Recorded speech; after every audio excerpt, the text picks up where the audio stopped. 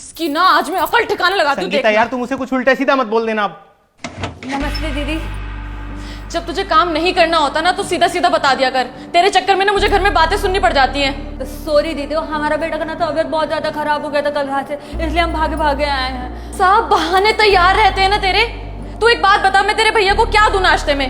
बोला था मैंने तुझे आज जल्दी आ जाइए, उन्हें जल्दी निकलना ऑफिस के लिए। हम बस जल्दी सब जाके बना देते हैं ना। हाँ तो महारानी जी आप बाहर क्या कर रही हैं खड़े होके? अंदर जाइए।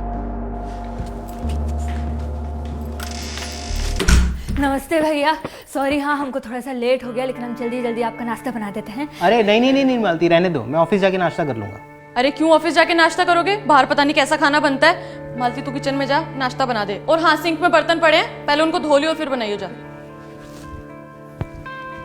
कैसे संगीता, क्या जरूरत है इतने बर्तन गंदे करने की? और किचन में रात को इतने बर्तन गंदे करती क्यों हो तुम? आप ना इसको ज्यादा सर पे मत चढ़ाओ, मुझे पता है अच्छे से काम वाली उसे काम कैसे निकलवाना होता है। मालती जल्दी जल्दी हाथ चला, लेट हो रहा है इनको।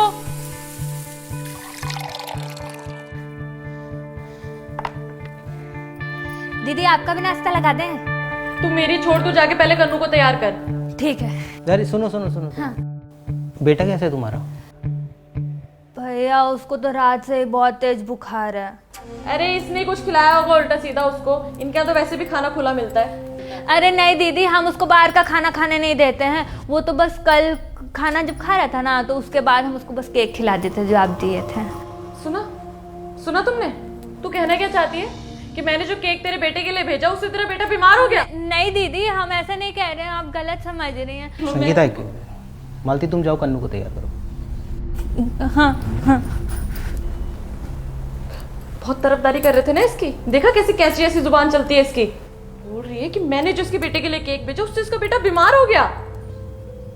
उसने ऐसा नहीं बोला है संगीता, और अगर वो ऐसा बोलती भी तो क्या गलत बोलती?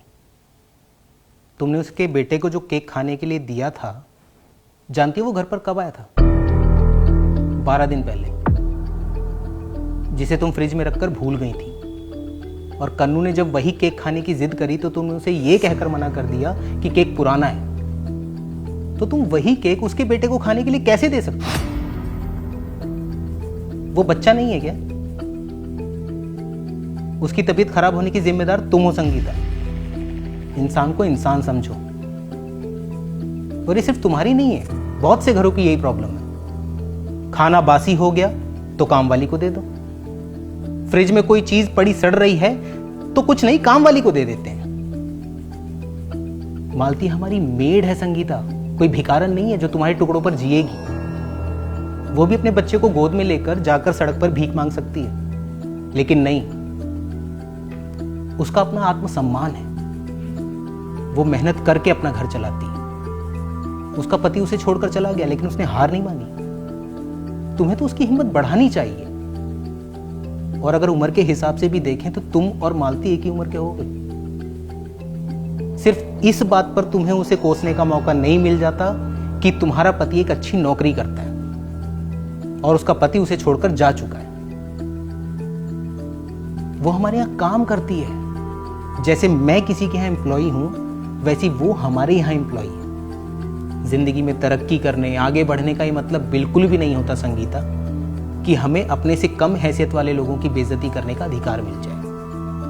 इंसान को इंसान समझो संगीता। पता नहीं कौन अपने कैसे समय में जीकर आपकी जिंदगी को आसान कर रहा है। इसलिए लोगों की दुआएं लो, हाय नहीं, मददगार बनो, गुनहगार नहीं। दीदी कन्नू बाबा को बुखार हो गया है, आज स्कूल मत भेजिए। अरे चिंता करने का कोई बात नहीं, हम कन्नू बाबा को बुखार वाला सिरप पिला दिए। बाबा सो रहे हैं अभी। लेकिन कल रात तक तो ठीक था कन्नू, बुखार कैसे हो गया उसे? वो भैया दीदी से छिपकर कन्नू बाबा ने केक खा लिया था, इसलिए। डांटिएगा मत, हम बोल दिए हैं कि आपको नहीं बताएंगे।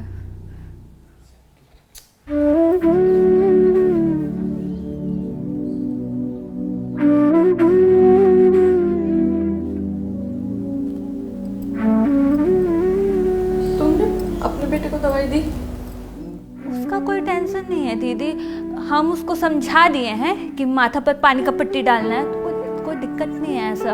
और उसको तो ऐसे भी बहाना चाहिए कि मम्मी साथ में रहे, है ना। हम सोच रहे जाके झाड़ू पोछा कर लेते हैं, ठीक है ना। आपको जो कपड़ा भिजवाना है वो निकाल के रख लीजिएगा। हाँ, जो ढोते हैं कंधों पर घर की जिम्मेदारियों का बोझ, कोशिश कीजिए कि आपकी वजह से उनके पैर न जख्मी हों।